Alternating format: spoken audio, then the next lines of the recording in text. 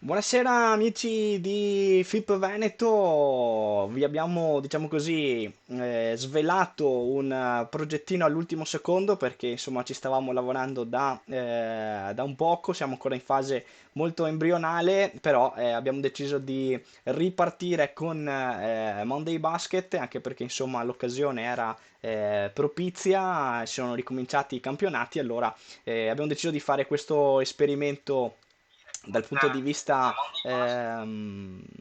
sportivo web, assieme ai colleghi dell'ufficio stampa del Comitato Regionale Veneto, per parlare insieme, passiamo una mezz'oretta assieme per parlare di quello che è successo nell'ultimo weekend dei campionati regionali che finalmente a un anno di distanza sono ripartiti. Quindi io do il benvenuto e il saluto, e anche vi presento i miei amici, i compagni di corso, Giovanni Miceli. Ciao Giovanni. Buonasera a tutti, buonasera, ciao Teo. E sotto vedete Giovanni Pellecchia. Ciao Giovanni. Buonasera a tutti, ciao.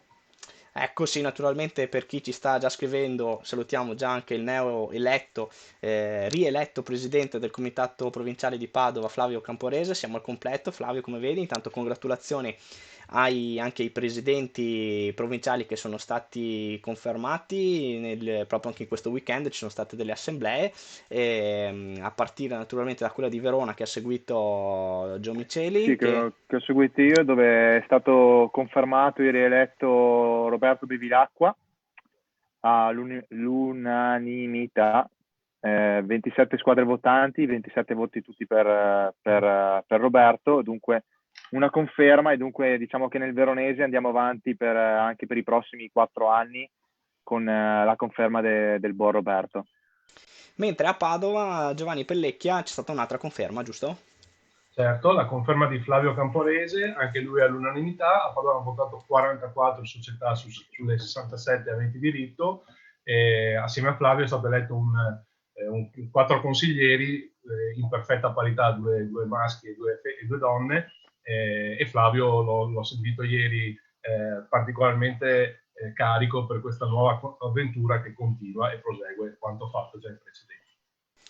Cambia invece la guardia a Treviso, dove è stato eletto come neo presidente Fabio Coldebella, a cui naturalmente facciamo un grande in bocca al lupo per il suo nuovo lavoro come presidente. Succede a Filippo Borin, che invece era stato eletto qualche settimana fa nel nuovo consiglio regionale, che naturalmente avrà sempre la guida del nostro presidente Roberto Nardi, che naturalmente salutiamo e a cui naturalmente mandiamo un grande saluto perché insomma ci ha permesso anche di fare questa cosa qui. Di che cosa parliamo questa sera? Parliamo chiaramente dei campionati regionali perché a distanza di un anno siamo tornati, era il 26 febbraio se non mi sbaglio ragazzi che ci eravamo fermati l'anno scorso Sì. e questa volta 6-7 marzo ritorniamo sui campi. Credo che già questo, per fare proprio una chiacchierata introduttiva, sia stata la cosa più bella per quello che si è visto, respirato e per quello che hanno detto anche le società, la cosa più bella sia stata quella di tornare a giocare. Bah, cioè, non posso non essere d'accordo con questo perché comunque dopo un anno rischiavamo veramente che non solo in Veneto, ma anche forse proprio il movimento del basket andasse veramente in crisi per il futuro. Invece il bello, al di là di essere tornati in campo, è stato che in campo già abbiamo visto tantissimi giocatori e giocatrici molto giovani e quindi questo, oltre a ripartire, ci permette comunque di continuare il percorso di crescita che le città stavano facendo e purtroppo hanno dovuto interrompere nella passata stagione a causa Covid, ovviamente. Noi tra l'altro qui abbiamo in Giovanni Pellecchi anche un diretto interessato perché Gio insomma è uomo di panchina e penso che a te la panchina manchi ancora perché purtroppo il tuo campionato non è ripartito ancora. No, la Serie D non è ripartita, l'idea della federazione, l'indicazione è quella di riaggiornarsi a fine aprile. Tornando al discorso che ha introdotto Giovanni Miceli, il mio omonimo, sicuramente indipendentemente dal risultato in campo, la vittoria è stata quella di ritornarci sul parquet o comunque sul campo, perché veramente un anno è sembrato più lungo di quello che effettivamente è stato e tra l'altro verissimo il discorso dei giovani, però alcune squadre, quelle che hanno deciso di appunto affrontare questa avventura, hanno anche un mercato da sondare. Abbiamo visto ad esempio la Cestistica Verona ha preso 2 super giocatori, quindi da valorare il valore delle varie singole squadre. Allora andiamo a vedere un po' che cosa è successo in questo primo weekend. Intanto ti saluta Giovanni Pellecchia, il papà Adriano, papà Fox Volpin, che dice che finalmente sei Grandissimo. tornato a fare giornalista baschettaro. Noi invece sappiamo che sei sempre stato baschettaro con noi. Allora andiamo a vedere un po' di risultati, amici miei, di quello che è successo in questo primo weekend. Sapete che i campionati sono stati spaccati in 2 gironi tutti quanti, partendo dalla C-Gold del girone nord. Si è giocata una sola partita e tra l'altro molto interessante perché è stata una vittoria in volata molto, diciamo così, con una gara molto sentita, che è quella della vittoria della Cestistica Verona sul campo di Bassano 57-56. Non si è giocata la gara tra Jesolo e Verona, no scusate, Bolzano, quindi ho sbagliato la grafica qui, scusate, che state vedendo, naturalmente, che è stata rinviata al 2 di aprile. Joe Pelle, già un bel, cioè nel senso già si è ripreso su un ritmo altissimo, e una partita arrivata a decidersi alla fine. Insomma, è stata una bella sfida quella tra Bassano e Verona. Certo, rispetto a quello che dicevamo proprio un attimo fa, si sono confrontate subito 2 mentalità diverse, perché Bassano, sappiamo, è una sorta di college basketball, a tutti gli effetti stanno facendo incetta dei migliori prospetti su scala nazionale e non solo. Hanno implementato uno staff di primo livello con capo Gallea, che era un ex giocatore di Bassano e di grande tradizione, mentre appunto la cestistica, come poi potrà confermare anche Joe Mitch, si è rinforzata proprio negli ultimi giorni, nell'ultima settimana precedente al via, con Enrico Crosato, che è un giocatore con un pedigree da Serie B, e con Giovanni Basso, che anche lui ha avuto delle belle esperienze in Serie B. Dicevamo confrontate, ecco, vedo che scorrono delle immagini, confrontate queste 2 mentalità, la gioventù, l'atleticità, il grande dinamismo dei giovani bassanesi ha avuto una partenza davvero arrembante. Bassano, scusami, Verona cestistica è sempre stata lì, è riuscita nel finale a impattare la partita, penso negli ultimi proprio 2 minuti e mezzo, e poi all'overtime ha fatto valere un po' di esperienza con Bovo, che è stato assoluto mattatore.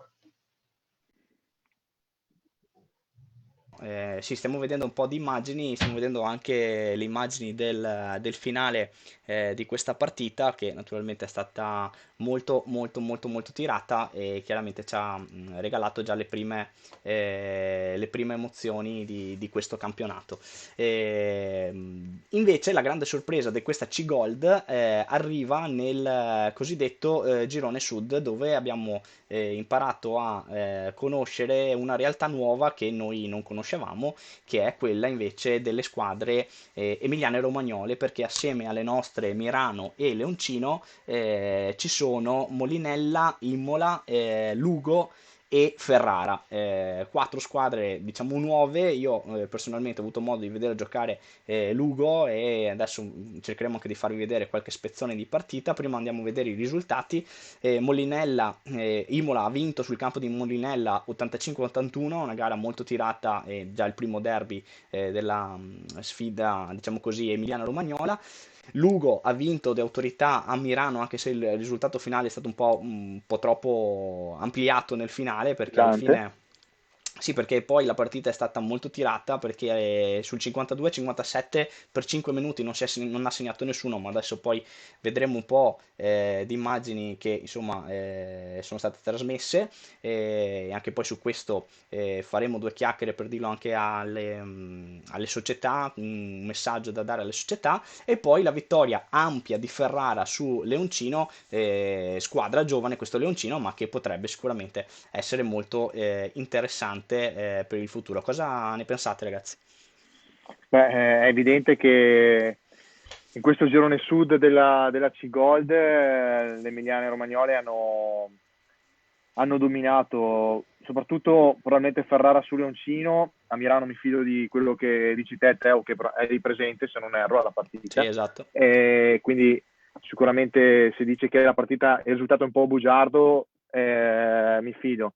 È chiaro che per Leoncino Milano non sarà facile questa, essendo stati inseriti appunto nel girone sud, in quanto al di là delle trasferte, come giocare contro squadre di cui non, diciamo, non si sa niente, nel senso non ci si conosce, mentre la cestistica, Bassano comunque anche negli ultimi anni hanno giocato contro, Bolzano l'anno scorso mi pare fosse salita di categoria e comunque aveva fatto la prima esperienza insomma nella C-Gold, insomma più o meno ci si conosce, poi chiaro ci sono degli innesti come diceva prima Joe Pell, però insomma per Leoncino Mirano non sarà facile, è tutto un campionato secondo me che è da scoprire per queste due, soprattutto per queste due formazioni a mio avviso. Per le cose, cioè, si è sempre detto che insomma il girone romagnolo fosse di qualità superiore e potrebbe essere così, cioè che ci sia questo divario tra le nostre, le quattro squadre emiliane e romagnole. Beh, non conosco i valori assoluti di tutto il girone. Sicuramente le tre squadre che abbiamo nominato, che hanno giocato questa prima giornata, sono società di tradizione, perché Ferrara è una culla del basket, Romagnolo in particolare, Emiliano Romagnolo in particolare, mentre i Romagnoli erano in Serie B fino a un paio di stagioni fa e hanno dei giocatori come Mattia Ciman e Silimbani che comunque la Serie B l'hanno fatto da protagonisti. Nel confronto delle Venete io penso che in queste prime giornate incida molto anche il fatto che comunque forse la C-Gold emiliana in quanto tale era pronta per partire anche il 28 febbraio, quindi con una preparazione tarata e anticipata forse rispetto alle Venete.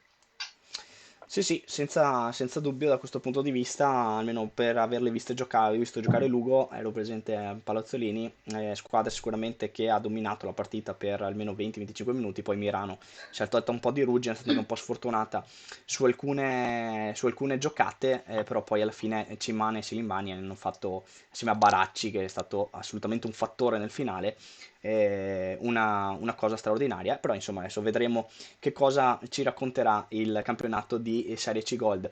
A tal proposito, naturalmente diciamo alle società o anche a chi ci segue e agli amici che naturalmente abbiamo visto che ci sono alcune società che si sono attrezzate per fare le dirette streaming o su Facebook o tramite YouTube. Naturalmente se ci fate avere qualche riferimento noi poi durante poi vorremmo continuare questo progetto di Monday Basket. Tra l'altro se volete darci dei suggerimenti, perché noi ci abbiamo pensato a trovare un nome per diciamo, questo programma, questa trasmissione, questo progetto, diciamo, i suggerimenti sono ben accetti, vero ragazzi, perché ci abbiamo pensato, ma sinceramente idee fantasiose non c'erano uscite.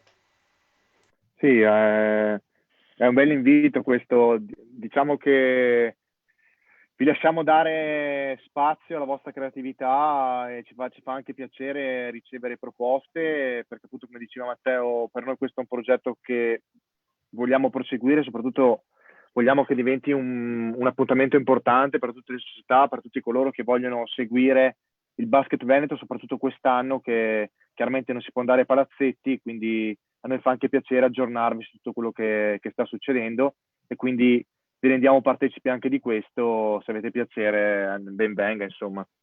Tra l'altro, poi, quando riusciremo un attimino a sistemarci, cercheremo di avere un ospite sempre il lunedì assieme a noi, compatibilmente con gli allenamenti anche di Giovanni Pellecchia, chiaramente, che cercheremo di disturbare il meno possibile, però cercheremo. All'aperto, ovviamente, Gio Pellecchia, Sì, ma giusto dirlo. non svegliamolo, non svegliamolo, No, che. no, beh, non ci sono segreti, diciamo che da questa settimana ritorniamo a tre appuntamenti Ecco. all'aperto. E quindi cercheremo di avere qualche ospite. Questa settimana non siamo riusciti a disturbare le società, ma secondo me ci piacerà avere sempre qualcuno che ci possa raccontare dal vivo, diciamo così, o di persona, quelle che sono state le emozioni di tornare a giocare. Io andrei a parlare un attimo, non velocemente, a entrare anche nel mondo del femminile, prima di parlare dei nostri campionati, dicendo che tra tre quarti d'ora, se non mi sbaglio, a Bologna si gioca la Coppa Italia e fatto caso ci sono due venete. Derbissimo, derbissimo. Venezia contro Schio, tra l'altro da risultati sarà difficile fare un pronostico, però io ve lo chiedo a tutti e due, secondo voi se sarà Venezia come all'inizio della stagione o se Schio riuscirà a dare un'altra passata come ha dato, tanto salutiamo anche coach Claudio Rebellato che ci segue, e se invece Schio riuscirà a confermarsi superiore come ha fatto appena 2 settimane fa in campionato. Beh, io ho visto un pezzo di partita di Schio contro Venezia, quella l'ultima del girone di ritorno, e lì proprio non c'è stata partita. Mi aspetto una Reyer Venezia molto più aggressiva, anche perché diciamo potremmo dire che è una prima bella di questa prima parte di stagione tra Schio e Venezia, che chiaramente non bisogna nasconderlo, sono anche le due favorite per giocarsi a fine anno il tricolore. Si parte da questa Coppa Italia dove è difficile fare un pronostico perché sono due squadroni, con Schio che purtroppo è uscito dall'Eurolega per un soffio, mentre Venezia sta dominando in Eurocup. È difficile fare un pronostico, però io che la Reyer abbia tanta voglia di rivalsa e ha questo forse fattore in più, però Schio sicuramente venderà cara la pelle, e l'unica cosa di cui sono sicuro è che sarà una grandissima partita tra due signore squadre del basket femminile, ecco. Pelle, secondo te? Bah, io penso che il pronostico sia abbastanza semplice, è scritto 1-2. A parte gli scherzi, Se vuoi dare anche la differenza canestri per gli scommettitori incalliti, secondo me dal +1 in poi per una squadra o per l'altra. A parte gli scherzi, penso che sia veramente la degna conclusione di un appuntamento fortemente voluto, e fortemente voluto che si concludesse poi nel giorno della festa della donna. Quindi, come diceva Giomic, due signore squadre, quindi chi meglio di loro per celebrare, per concludere, diciamo, la giornata dedicata alla donna. No, pronostici a parte tutto non ne faccio. Pronosticherei che queste squadre si possano incontrare fino in fondo, anche per dire qualcosa di tricolore. Certo che Reyer, vista la prima partita con San Martino di Lupari, mi è sembrata una squadra profonda, in salute, e che soprattutto quando è servito, cioè nel secondo tempo, dopo un primo tempo comunque in cui era avanti, ma diciamo dove non ha giocato, esatto, ha poi veramente messo un'altra marcia, un altro tipo di marcia. Veniamo invece alle cose, diciamo, più venete, anche se non siamo proprio rimasti fermi nel territorio veneto, perché si è alzato il sipario sul campionato di Serie B e anche quello di Serie C femminile, con buona partecipazione da parte delle società. Questo è un po' anche un bel segnale, perché mentre in C-Gold si è fatto un po' di fatica a far partire questo campionato, la B femminile e la C femminile, le società hanno risposto, quindi insomma anche un bel segnale da parte del movimento femminile del nostro territorio. Cosa dite, ragazzi? chi vado io? Sì, sicuramente è un bel segnale, fa piacere vedere che in campo femminile ci sia stata questa, come si dire, questa voglia di ripartire, questa voglia di tornare sul parquet nonostante le difficoltà. Secondo me, soprattutto in Serie B, molte squadre di cui a breve andremo a parlare avevano anche qualcosa in sospeso rispetto alla stagione scorsa, perché ci sono squadre che si sono iscritte anche quest'anno, che l'anno scorso stavano veramente volando e stavano sognando in grande, quindi probabilmente anche questo li ha spinti a dire: l'anno scorso si è interrotta, è rimasto qualcosa e dunque dobbiamo ripartire.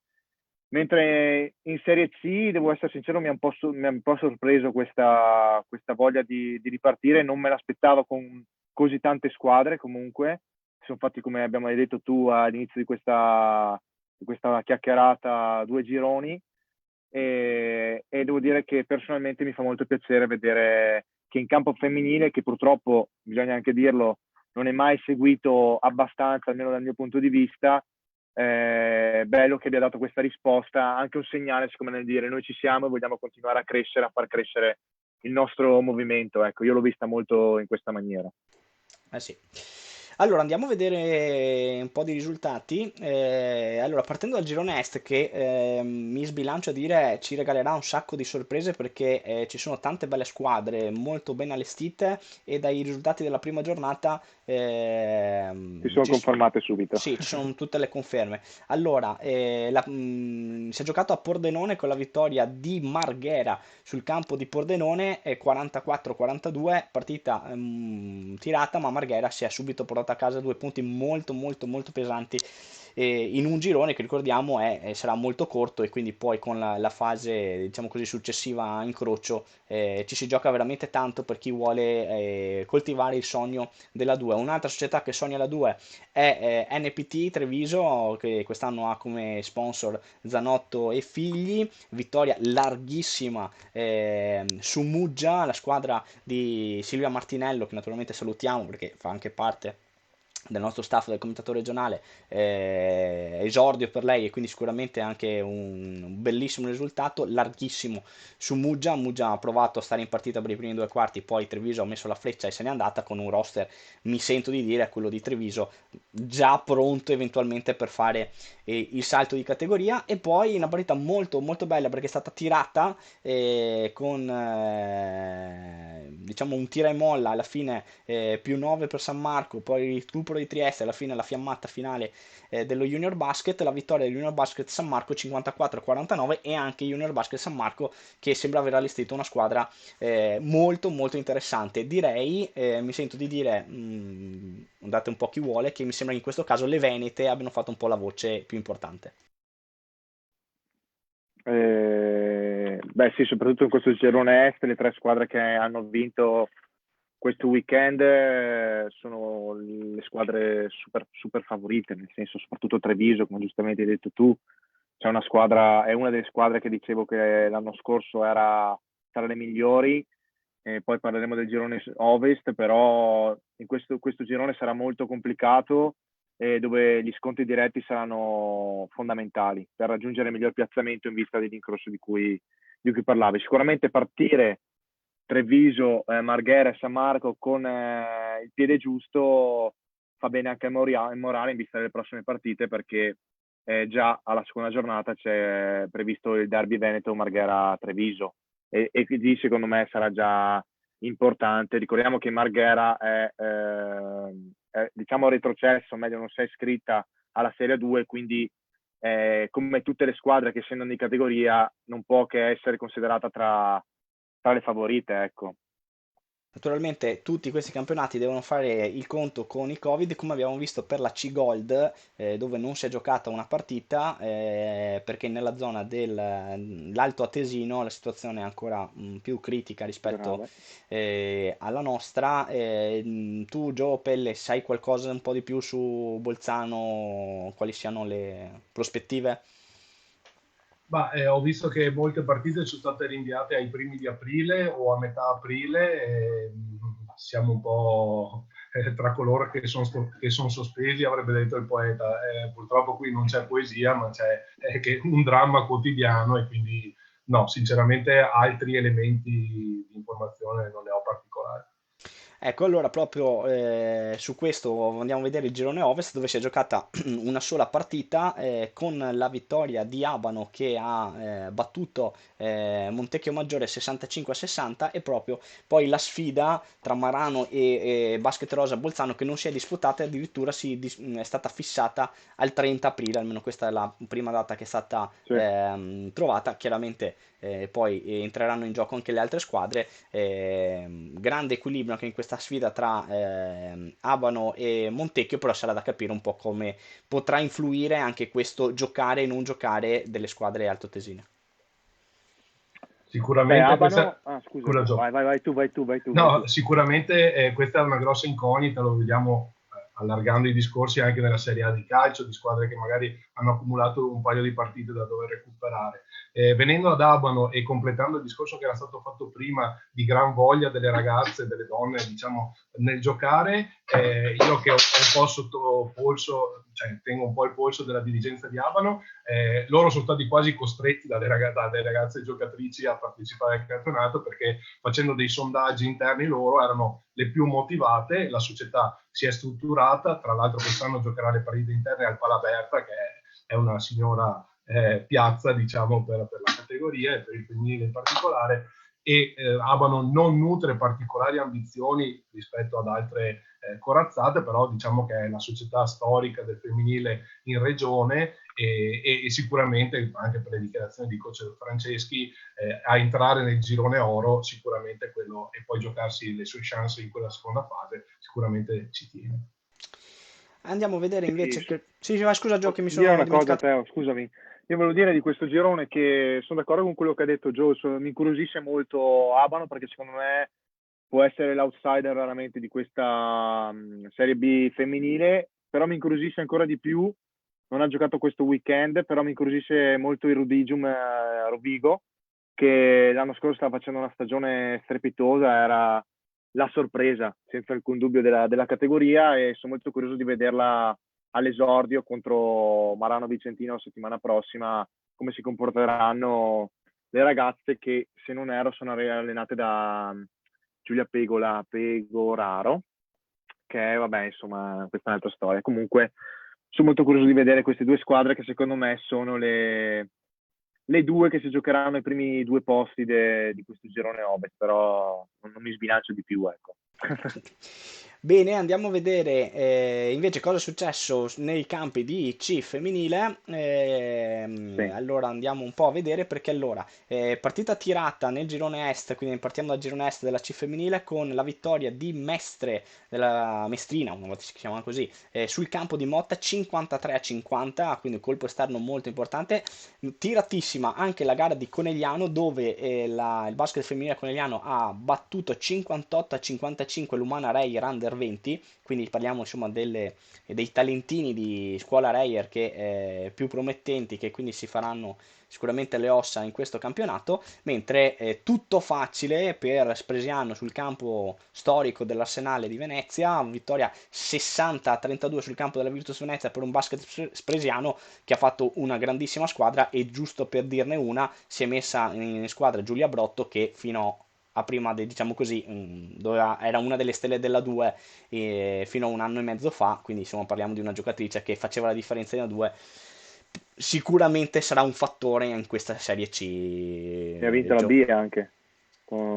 Era già Ponzano, no? Sì, ha vinto, è stata protagonista sì, della scalata di Ponzano dalla B alla 2 in quella storica stagione per la società trevigiana, però voglio dire, si è spostata di poco, ma credo che l'obiettivo di Spresiano sia quello di fare molto bene. Sì, non c'è dubbio al riguardo e già l'ha dimostrato con questa vittoria di 28 lunghezze contro la Virtus Venezia. Molto bene appunto le ragazze della Reyer, che comunque sappiamo come San Martino di Lupari nell'altro girone sono società che fanno fare esperienza alle loro giovani per poi provare a farle fare il grande salto in Serie 1 per coloro che ci riusciranno. Comunque perdere solo di 3 lunghezze con una squadra così giovane, secondo me gli allenatori devono essere molto soddisfatti. E poi Motta Mestrina partitissima, dove l'ha spuntata Mestre proprio alla fine, però molto equilibrato, Spresiano probabilmente una spanna sopra tutti, dietro ci sarà grande bagarre, ecco. Molto interessante invece il girone, anche il girone Ovest, un po' perché comunque ci sono squadre che conosciamo bene, io e Giovanni Miceli, così a Molto caso, bene. ma credo anche qualcosa conosca bene anche Giovanni Pellecchia sul lato padovano. Andando a vedere i risultati, colpo di Mirano ad Alpo 68-61 in una partita che è stata sempre molto equilibrata, la partenza lanciata di Mirano, poi il recupero di Alpo che aveva toccato anche 8 punti di vantaggio e poi Mirano che è tornata su con a suon di triple riprendendosi poi la partita. Vittoria 63-60 di Garda sul derby, mi sento di dire John, dimmi se sbaglio, se è il derby scaligero, è giusto? Si dice così? Sì, dai, No, facciamo, facciamo di... non proprio, però Veronese diciamo in che senso lato. Dai, Veronese in Ok. senso lato, 63-60 tra Garda Basket e Vittoria San Bonifacio, poi magari vediamo com'è andata qui, e invece vittoria larghissima delle Giovani Lupe, 84-50 sull'altro derby, quello più padovano, contro la Mesped Padova. Anche qui diciamo risultati nessuna sorpresa, però abbiamo già visto un po' le forze in campo da una parte e dall'altra, cosa dite? mm, vado io. Sì? Allora, io ti posso dire che nel derby veronese è stata una partita veramente tiratissima, dove gli scarti sono stati minimi e San Bonifacio ha perso di tre, ma ha avuto due possessi nel finale per andare al supplementare con la tripla. Purtroppo per la squadra dell'Est veronese non sono andate a bersaglie, e la squadra del Lago invece si è portata a casa i primi 2 punti stagionale. Milano Alto hai già detto tutto tu, e invece le Giovani Lupe hanno fatto un partitone. Adesso io non so quale sia la condizione di Padova, che negli ultimi anni aveva fatto sempre la voce grossa in Serie C femminile. Non so Gio se tu sai qualcosa di più su questo derby padovano. Comunque grande prova delle giovani ragazze di San Martino, quello poco ma sicuro. Sì, allora la PFP Padova rientra in un progetto in cui faccio anch'io parte con l'USMI come parte maschile, e come dicevi tu è una società di tradizione, l'anno scorso stava facendo bene, non si sa mai dove finiscano i meriti di una e i demeriti dell'altra, però 84 che sono i punti segnati dalle Giovani Lupe mi sembra il bottino in assoluto più ampio di questa prima giornata, quindi Sì, direi di che molto anche. è nettamente, e quindi direi che è proprio da rimarcare la loro bontà. Io credo che sia una squadra destinata a recitare la protagonista fino in fondo. Permetteteci naturalmente anche di fare veramente di spendere un minuto perché comunque per chi è stato sui campi al di là di tutto abbiamo visto sicuramente l'emozione dei giocatori, degli allenatori, dei tanti dirigenti, grande efficienza, complimenti ovviamente a tutte le società che hanno fatto in modo che questi campionati potessero riprendere, ci sono stati tutti, siete stati tutti bravissimi, spendiamo veramente non mezza ma veramente una parola anche per i nostri arbitri perché chiaramente sono la parte fondamentale del gioco, anche per loro dopo un anno sono tornati a giocare, a dirigere, con tutte le limitazioni, le accortezze, toccare o non toccare il pallone, insomma anche per loro il rischio Covid è alto, fanno parte del gioco e loro ci mettono veramente, rischiano in prima persona, quindi ci sentiamo dire sia loro che agli ufficiali di campo veramente un sentito grazie, perché poi se i campionati possono ricominciare è anche per la loro disponibilità. Assolutamente sì, insomma, io concordo con tutto quello che hai detto Teo. Senza gli arbitri ufficiali di campo chiaramente le partite non si possono disputare, perché non basta avere chiaramente due squadre, quindi un grosso ringraziamento e un in bocca al lupo anche a tutta la classe arbitrale e a quella degli ufficiali di campo per il proseguo delle stagioni nelle diverse categorie. Giappelle, svelaci un segreto se c'è. Esiste un bookmakers di chi prenderà il primo tecnico tra voi allenatori in attività oppure sapete già a chi Gio scapperà? Pela a prescindere. No, è difficile. Tra l'altro, io in questa prima parte di stagione ho seguito soprattutto la Serie B maschile e le due padovane in particolare. E, gli allenatori secondo me prendono tecnico solo perché ancora non sanno quando possono mettere la mascherina, come la devono togliere, cioè è tutto un via vai dal primo all'ultimo minuto, perché già questo è una variabile impazzita, diciamo. Io penso che forse in queste prime giornate resteranno, perché io purtroppo ancora non sono sceso in campo, tutti allineati e coperti, però penso già che intorno alla terza giornata inizieranno a cercare i primi tecnici. Va bene, vedremo insomma E come... questa ce la segniamo e Vabbè, dalla terza giornata l- iniziamo a prendere appunti. lunedì prossimo vediamo, magari diciamo anche ai nostri amici che ci stanno seguendo, magari di segnalarci eventualmente chi sarà il primo allenatore, magari solo dalla parte veneta, a beccarsi la grande T. Poi chiaramente ne abbiamo già visto, abbiamo insomma... Soprattutto portare le paste in spogliatoio, non dimentichiamoci Ma questo quelle dettaglio poi che è fondamentale. non le mangiamo noi, quindi è un problema che si riduce. Potremmo invitare un allenatore che è appena preso il tecnico, così porta le paste. Esatto, con i sottotitoli e i beep nel caso. No, ma battute a parte, insomma, sarà anche il bello di tornare a parlare, a vivere questa situazione. Poi per il resto sapete che sono sempre attivi fin da, diciamo, settembre i campionati, come ha anticipato Giovanni Pellecchia della Serie B maschile e della 2 femminile, con la 2 femminile che tra l'altro questa settimana aveva un bellissimo derby, quello tra Vicenza e Ponzano, che non si è disputato causa Covid, last minute proprio, e naturalmente quindi mandiamo un grande in bocca al lupo alle giocatrici di Vicenza, che ce ne sono parecchie che purtroppo hanno dovuto fare i conti con questo maledetto virus, e quindi anche il campionato di Serie 2 dovrà fare un po', sta facendo i conti, soprattutto nel girone sud, con questa brutta bestia.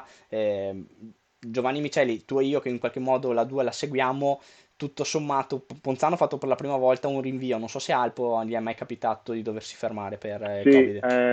nel girone di andata con Carugate è successo, mentre con Bolzano avevamo giocato regolarmente all'andata, adesso bisogna vedere il ritorno, e anche con Vicenza, appunto, come giustamente hai sottolineato tu, bisogna capire la situazione perché ce l'avremo tra non tantissimo come partita. Mi permetti di aggiungere a quello che hai detto tu in precedenza, che invece si è giocato il derby veneto tra Basket Sarcedo e l'Alto Basket, appunto, che è stato vinto al photo finish dopo aver dominato praticamente nel primo tempo. L'Alto Basket si è fatto rimontare nel secondo con il grande orgoglio di Sarcedo, che è arrivato a un passo dall'impresa nel battere l'Alto Basket. Comunque alla fine ha vinto di 3 l'unico derby veneto che appunto si è giocato questo weekend in A2 femminile. Gioppele, ci fai un quadro in un minuto di quello che è successo in B maschile invece? Il B maschile era l'ultima giornata della prima fase, sostanzialmente sono arrivate in 3 squadre per potersi giocare il primo posto, e la più penalizzata era San Vendegnano, che andava a giocare sul campo fin qui inviolato di Cividale, e infatti Cividale ha mantenuto l'imbattibilità. Quindi Cividale di Cividale Stefano Pilastrini, giusto? di Stefano Pilastrini è una realtà creata quest'estate sostanzialmente dal nulla, ma con grandi ambizioni, con giocatori scesi, almeno il quintetto intero sceso di categoria, e con Battistini, miglior giocatore assoluto dell'intero girone in quanto a valutazioni. Cividale quindi prima, e quindi avrà anche l'accesso alle Final 8 di Coppa Italia su scala nazionale. Vicenza, che pure è arrivata prima ma penalizzata negli scontri diretti con Cividale, dunque seconda. Virtus Padova ha scavalcato all'ultima giornata San Vendemiano, appunto al terzo posto. Virtus Padova che ha vinto un derby accesissimo con Mestre, giusto per dire i valori, nel senso che parliamo della terza in classifica e della penultima in questo girone, ma Virtus aveva iniziato il secondo tempo sul più 11 e si era ritrovata a 5 minuti dalla fine sul meno 10, e poi è riuscita a raddrizzare la partita. E poi invece, guardando dal basso, abbiamo l'altra padovana UVP, che ha fatto un gran colpo andando a vincere a Senigallia, e quindi rivede un po' la luce, perché poi nella seconda fase a orologio sostanzialmente solo l'ultima retrocede direttamente, e appunto, come detto, Mestre penultima. Nel mezzo Senigallia e l'altra friulana, che è Falconstad Monfalcone. Quindi, insomma, il campionato di Serie B che entra nella sua fase più accesa dalla prossima settimana, iniziano già? No, una settimana di pausa, si riprenderà nel weekend del 20-21 marzo per poi finire nella domenica 2 maggio. La fase a orologio, che poi, incrociando, qualifica le prime 8 classificate per i playoff. L'ultima purtroppo, come detto, retrocede direttamente, mentre quelle dal 12° al 15° posto dovranno sostenere i playout. Playout all'interno del girone, quindi questo girone esteso, perché adesso nella fase orologio si va ad incrociare il girone abruzzese marchigiano sostanzialmente, mentre le prime 8 che qualificate per i playoff andranno a incrociare ulteriormente il girone D, che è Lazio, Puglia e Calabria, quindi sempre più a sud, diciamo. Insomma, ci sarà di che divertirsi. Un campionato di Serie 2 femminile che invece andrà avanti fino al 24 di aprile, data dell'ultima gara, che finirà tra l'altro con le prime due del girone di ritorno che non si sono disputate per permettere poi il rinvio. E tra l'altro, giusto per chiudere il cerchio del quadro, Lega Basket Femminile che ha deciso che il 24 aprile finisce la regular season e si cristallizza la classifica con il numero di partite giocate. Non diciamo nulla, nel senso non esprimiamo nessun giudizio, anche perché comunque non spetta a noi, però insomma il dato di fatto è questo: il 24 aprile finirà e quindi con le 8 qualificate ai playoff, scusami, 8 per i playoff, 8, 8, 8, 8. scusami, Sì, 8 sì. per i playoff, la nona che si salva e poi naturalmente l'ultima che retrocede direttamente.